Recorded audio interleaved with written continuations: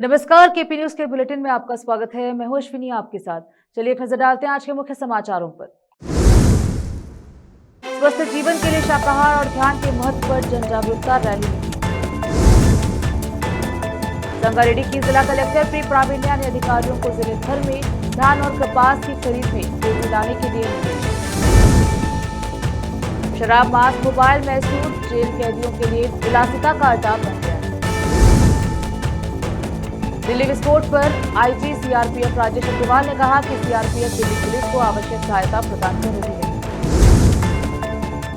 Delhi blast के बाद देश भर में अलर्ट। जम्मू में स्पेशल ऑपरेशन ग्रुप ने चलाया तलाशी अभियान।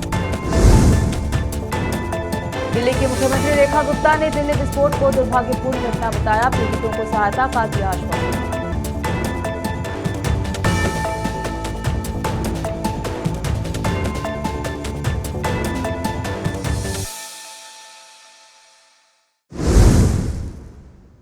समाचारों का सिलसिला शुरू करते हुए देखते हैं समाचार विस्तार से।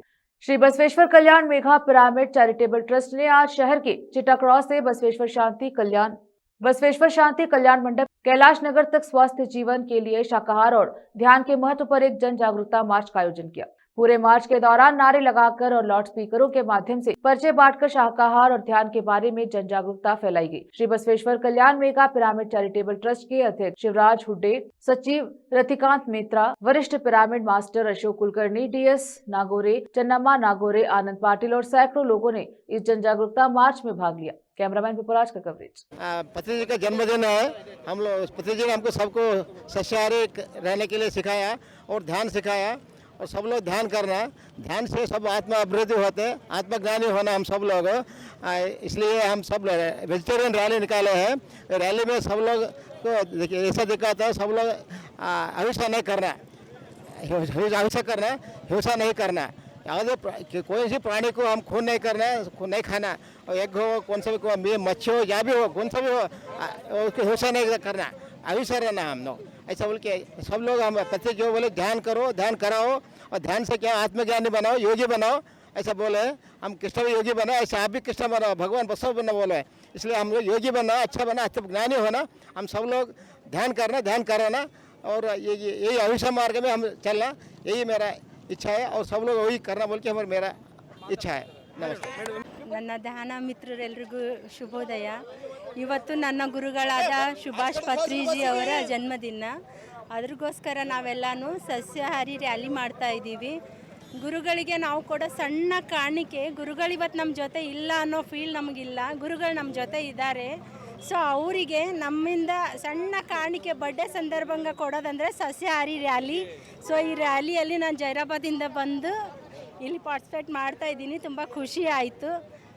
ಎಲ್ಲರೂ ಸಸ್ಯಾಹಾರಿಗಳಾಗಬೇಕು, ಈ ಎನರ್ಜಿ ಎಲ್ಲ ಕಡೆನೂ ಸ್ಪ್ರೆಡ್ ಆಗಬೇಕು। ಈ ಕ್ಷಣ ಈ ಎನರ್ಜಿ ಬೀದರ್ ಇಡೀ ಎಲ್ಲ ನಮ್ಮ ವಿಶ್ವದ ಕಡೆ ಎಲ್ಲನೂ ಸ್ಪ್ರೆಡ್ ಆಗಿ ಪ್ರತಿಯೊಬ್ಬರು ನಮ್ಮ ಪ್ರಾಣಿಗಳಿಗೆ ಹಿಂಸೆ ಮಾಡೋದು ಬಿಟ್ಟು ಪ್ರತಿಯೊಬ್ಬರು ಸಸ್ಯಾಹಾರಿ ಆಗಬೇಕು, ಈ ನಮ್ಮ ಸಂಕಲ್ಪ ನೆರವೇರಬೇಕು ಅನ್ನೋದೇ ನನ್ನ ಆಸೆ। Thank you all, thank you so much. Sangareddy की जिला कलेक्टर पी प्रावीण्या ने अधिकारियों को जिले भर में धान और कपास की खरीद में तेजी लाने के निर्देश दिए। कलेक्टर ने आज पुलकल मंडल में औचक निरीक्षण किया और कृषि खरीद, स्कूली शिक्षा, मानकों और आवास कार्यों की समीक्षा की। पुलकल धान खरीद केंद्र पर कलेक्टर ने कर्मचारियों से बातचीत की और प्राप्त एवं मिलों की भेजे गए धान मात्र की पुष्टि की। अधिकारियों को उचित नमी स्तर के साथ धान तौलने और यह सुनिश्चित करने का निर्देश दिया गया कि किसानों को कोई कठिनाई न हो। उन्होंने हार्वेस्टर संचालकों को टूटे हुए अनाज से बचने के लिए मशीनों को उच्च आरपीएम पर चलाने का भी निर्देश दिया और कृषि एवं राजस्व अधिकारियों को किसानों में जागरूकता फैलाने के लिए कहा। बाद में जिला कलेक्टर ने कोदंडारामा इंडस्ट्री स्थित सीसीआई कपास खरीद केंद्र का निरीक्षण किया। उन्होंने किसानों को किसान कपास ऐप के माध्यम से स्लॉट बुक करने और निर्धारित समय पर केंद्र पर कपास लाने की सलाह दी। अपने दौरे के दौरान कलेक्टर प्रावीण्या ने सिंगूर स्थित समाज कल्याण गुरुकुल बालक विद्यालय का औचक निरीक्षण किया। उन्होंने छात्रों से बातचीत की, कक्षाओं, भोजन कक्ष और रसोई का निरीक्षण किया। कलेक्टर ने 10वीं कक्षा में 100% परिणाम की आवश्यकता पर बल दिया। शिक्षकों को विशेष कक्षाएं संचालित करने, गुणवत्तापूर्ण भोजन, स्वच्छ भंडारण और स्कूल यूनिफॉर्म का समय पर वितरण सुनिश्चित करने के निर्देश दिए। बेंगलुरु के परप्पन अग्रहार स्थित केंद्रीय कारागार से वायरल वीडियो में कैदियों द्वारा मोबाइल फोन का खुलेआम इस्तेमाल करने और वीआईपी सुविधाओं का आनंद लेने का खुलासा हुआ है। वहीं अब मुख्यमंत्री सिद्धरामैया के गृह क्षेत्र मैसूर केंद्रीय कारागार से भी चौंकाने वाले खुलासे हुए। उपलब्ध जानकारी के अनुसार मैसूर की उच्च सुरक्षा वाली जेल चुनिंदा कैदियों के लिए पूर्णतः आरामदायक क्षेत्र में तब्दील हो गई है, जहां शराब, मांस, सिगरेट और बीड़ी से लेकर मोबाइल फोन तक सब कुछ उपलब्ध है और यह सब कुछ एक निश्चित कीमत पर उपलब्ध है। सुधार केंद्र होने से कहीं अधिक यह सुविधा एक मनोरंजन केंद्र की तरह काम करती है। प्रत्येक प्रतिबंधित वस्तु का अपना मूल्य और आधिकारिक संरचना। जेल विजिटिंग बोर्ड के सदस्य पवन सिद्धरामू, जिन्होंने जेल के अंदर से दस्तावेज, वीडियो और गवाहियां जैसे रिपोर्टर ने देखा एकत्र की है, अनुसार जेल के अंदर हर चीज का एक निश्चित मूल्य चार्ट होता है। उन्होंने कहा कि बाहर जरूरी चीजों के तौर पर सब्जियों के बाजार भाव में उतार चढ़ाव होता रहता है, जबकि जेल के अंदर कोई भी चीज 150 रुपए प्रति किलो से कम नहीं मिलती। यहाँ तक कि जो लोग खरीद सकते हैं उनके लिए हर हफ्ते शराब की बोतलें और मांसाहारी खाना भी मंगवाया जाता है। उन्होंने एक कैंटीन संचालक और कर्नाटक राज्य औद्योगिक सुरक्षा बल के कुछ कर्मियों की संलिप्तता का आरोप लगाया, जिनके बारे में उनका दावा है कि वे परिसर में प्रतिबंधित वस्तुओं की तस्करी में सीधे तौर पर शामिल हैं। यह जेल के मुख्य अधीक्षक की नाक के नीचे जेल नियमावली का खुला उल्लंघन है। उन्होंने आरोप लगाया कि मैसूर शहर की पुलिस औचक निरीक्षण करती है और शून्य रिपोर्ट दर्ज करती है, जबकि वास्तविकता इससे बिल्कुल अलग है। ये छापे अक्सर दिखावा होते हैं। दिल्ली में हुए विस्फोट के बाद जिसमें कम से कम 12 लोगों की जान चली गई, बेंगलुरु के पुलिस आयुक्त सीमांत कुमार सिंह ने शहर के निवासियों से न घबराने की अपील की है। सिंह ने कहा कि दिल्ली की घटना के मद्देनजर पूरे राज्य में हाई अलर्ट है। इसी के तहत बेंगलुरु सिटी पुलिस भी तैयार है। सभी वरिष्ठ अधिकारी स्थिति पर कड़ी नजर रख रहे हैं और ज्यादा आवाजाही वाले इलाकों का दौरा कर रहे हैं। उन्होंने आगे कहा कि सतर्कता की यह स्थिति कुछ और दिनों तक जारी रहेगी। उन्होंने लोगों से अपील की है कि वे घबराए नहीं और अधिकारियों के साथ सहयोग करें।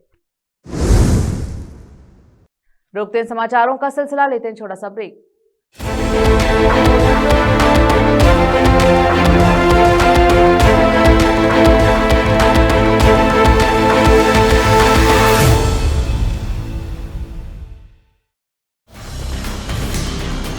हिंदुस्तान के हर कोने में हम हैं मौजूद।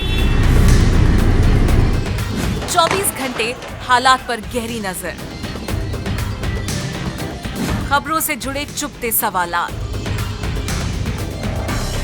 और आपको दिखाता है धार्मिक, सामाजिक, राजनीतिक, लोकल और इंटरनेशनल न्यूज की सबसे बेहतर कवरेज, जो आपको रखती है हर पल बाखबर। देश और दुनिया भर की खबर के लिए देखते रहें केपी न्यूज 24/7।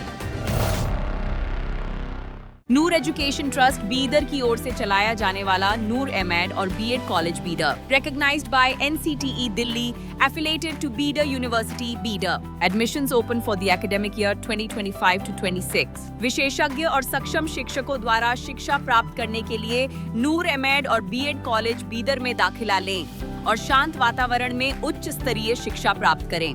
बीदर शहर में बेहतर शिक्षा का एकमात्र केंद्र नूर एमएड और BEd college Bidar. For more details contact Noor colony near horticulture centre, Halatgiri के Hyderabad road, Bidar 585403 Karnataka, India. Phone numbers 9945283920, 8050172745।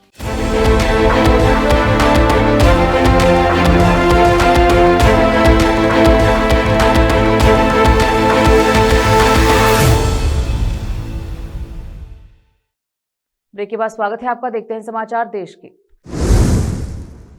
IG CRPF Rajesh Agarwal Delhi Lal Qila विस्फोट स्थल पर पहुंचे। उन्होंने कहा कि दिल्ली पुलिस विस्फोट की आधिकारिक जानकारी देगी। सीआरपीएफ दिल्ली पुलिस को हर आवश्यक सहायता प्रदान करेगी। हमारी तैयारी जारी है। आपको आधिकारिक सूचना दी जाएगी। आप लोगों की तरफ से क्या हो रहा है सर अभी? इसमें दिल्ली पुलिस के ऑफिशियल जो स्पोक्स पर्सन है वो आपको सूचना देंगे। सर आप लोगों का किस तरह का सहयोग चल रहा है? हम लोगों का जी सर, बोलिए ना सर, बोलिए ना, आप खड़ा होकर कि जो हम लोग पैरामिलिट्री फोर्स हैं सीआरपीएफ से, जो पुलिस को सहयोग चाहिए होता है वो हम लोग प्रोवाइड करते हैं और उनकी तरफ से आपको ऑफिशियल बाइट दी जाएगी। दिल्ली कार ब्लास्ट के बाद देश भर में सुरक्षा एजेंसियां सतर्क हो गई हैं और अलर्ट जारी कर दिया गया। इसी के तहत जम्मू में स्पेशल ऑपरेशन ग्रुप ने बेलीचरारा इलाके में तलाशी अभियान चलाया। सुरक्षाकर्मी हर संदिग्ध जगह और वाहन की गहन जांच कर रहे हैं। सुरक्षा व्यवस्था को मजबूत करने और किसी भी संभावित खतरे को रोकने के लिए सर्च ऑपरेशन लगातार चलाया जा रहा है।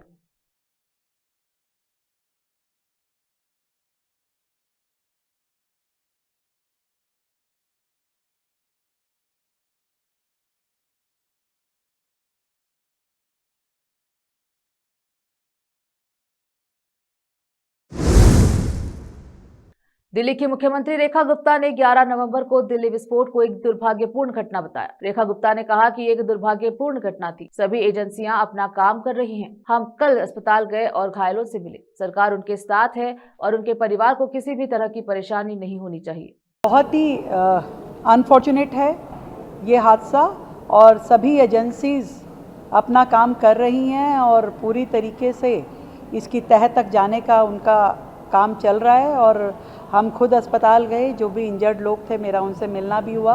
उनके परिवारों को कोई दिक्कत ना आए और सरकार का पूरा सहयोग उनके साथ है, पूरी संवेदनाएं भी।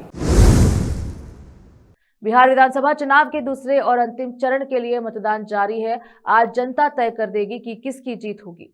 इन सब के बीच राष्ट्रीय लोक मोर्चा के अध्यक्ष उपेंद्र कुशवाहा ने एनडीए की जीत का दावा किया है। मतदान द्वितीय चरण की शुरुआत हो गई है सब जगह और इतनी अच्छी खबर है कि मत पूछिए। चारों तरफ से एनडीए एनडीए एनडीए, सिर्फ एनडीए ही दिख रहा है। मतदाताओं में ज़बरदस्त रूप से उत्साह है। खास करके महिला मतदाता तो पूरे तौर पे उत्साहित होकर मतदान कर रही हैं और एनडीए के पक्ष में कर रही हैं। तो हम तो पहले से ही बताते रहे और आज जो अभी तक द्वितीय चरण के मतदान का रुझान आ रहा है उसके आधार पे जो अपेक्षा थी उससे भी ज़्यादा, कई गुना ज़्यादा एनडीए के पक्ष में परिणाम आने वाला है। जनशक्ति जनता दल के प्रमुख तेज प्रताप यादव ने बिहार चुनाव में महिला मतदाताओं की मजबूत भागीदारी पर जोर दिया। उन्होंने कहा, महिलाएं बड़ी संख्या में मतदान कर रही हैं, बदलाव होगा। लोग 14 नवंबर को हमें बताएंगे कि किसने क्या विकास किया। मैं महुआ में खुद को नंबर 1 महुआ सीट जीतते हुए देखता हूँ। महुआ का क्या रिजल्ट देखते हैं? नंबर 1 रिजल्ट है महुआ में। दावा जो दूसरे की तरफ से भी किया गया था कि हम लोगों ने विकास किया है उस जगह पे कौन क्या विकास किया तो जनता बताएगा 14 को। आपने भी काफी तब्दीलियां की है महुआ में। महुआ हमारे नाम से जाना जाता है और किसी के नाम से नहीं जाना। सर, तेजस्वी कह रहे हैं कि हम मुख्यमंत्री की शपथ लेने जा रहे हैं और सब अपराधियों को जेल के अंदर करेंगे। तो 14 को पता चलेगा कौन किसको। जो कह रहे हैं कि अपराधियों को एक पकड़ के अंदर करेंगे, नया कानून लाएंगे, सही? अपराधी तो जो अपराध करता है उसको तो प्रशासन पकड़ना ही चाहिए। प्रशासन को आप इसको समर्थन करते हैं कि अपराधियों को अंदर डालना चाहिए? और बीजेपी समर्थन का बात नहीं है। हम किसी दल या पार्टी को समर्थन नहीं दे रहे हैं, लेकिन अपराधी को, जो अपराध करता हो उसको सजा मिलना चाहिए। दिल्ली विस्फोट पर बोलते हुए हरियाणा के मुख्यमंत्री नायब सिंह सैनी ने 11 नवंबर को कहा कि उनकी सभी एजेंसियां अलर्ट पर है। नायब सैनी ने कहा कि हमारी सभी एजेंसियां अलर्ट पर है। दिल्ली में हुई घटना की जांच की जा रही है। फरीदाबाद में तलाशी चल रही है जहां विस्फोटक सामग्री बरामद हुई। गहन जांच चल रही है। कई लोगों को गिरफ्तार किया गया है। हरियाणा पुलिस अलर्ट पर है।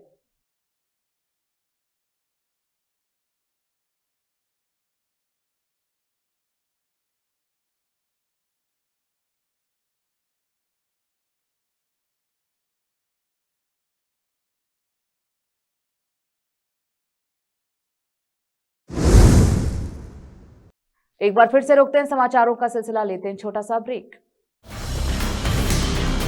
हिंदुस्तान के हर कोने में हम हैं मौजूद। 24 घंटे हालात पर गहरी नजर, खबरों से जुड़े चुपते सवालात और आपको दिखाता है धार्मिक, सामाजिक, राजनीतिक, लोकल और इंटरनेशनल न्यूज की सबसे बेहतर कवरेज, जो आपको रखती है हर पल बाखबर। देश और दुनिया भर की खबर के लिए देखते रहें केपी न्यूज 24/7। ब्रेक के बाद स्वागत है आपका, देखते हैं समाचार। बॉलीवुड एक्टर और हिंदी सिनेमा के हीमान धर्मेंद्र मुंबई के ब्रिज कैंडी अस्पताल में हैं और वहां उनका इलाज चल रहा है। धर्मेंद्र को कुछ दिन पहले ही अचानक तबीयत बिगड़ने की वजह से मुंबई के ब्रिज कैंडी अस्पताल में भर्ती करवाया गया था, जहां अब उनसे मिलने सनी देओल अपने दोनों बेटों के साथ पहुंचे हैं।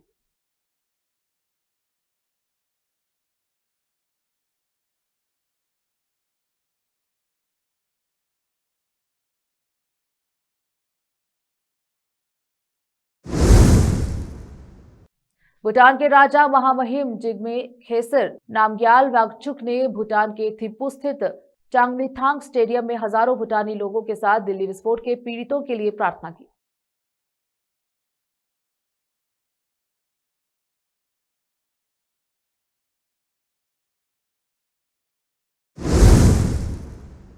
फिर से एक नजर आज की सुर्खियों पर। स्वस्थ जीवन के लिए शाकाहार और ध्यान के महत्व पर जन जागरूकता रैली निकली। संगारेड्डी की जिला कलेक्टर पी प्रावीण्या ने अधिकारियों को जिले भर में धान और कपास की खरीद में तेजी लाने के दिए निर्देश। शराब, मांस, मोबाइल, मैसूर जेल कैदियों के लिए विलासिता का अड्डा बन गया। दिल्ली विस्फोट पर आईजी सीआरपीएफ राजेश अग्रवाल ने कहा कि सीआरपीएफ दिल्ली पुलिस को आवश्यक सहायता प्रदान कर रही है। दिल्ली ब्लास्ट के बाद देश भर में अलर्ट, जम्मू में स्पेशल ऑपरेशन ग्रुप ने चलाया तलाशी अभियान। दिल्ली की मुख्यमंत्री रेखा गुप्ता ने दिल्ली विस्फोट को दुर्भाग्यपूर्ण घटना बताया, पीड़ितों को सहायता का दिया आश्वासन।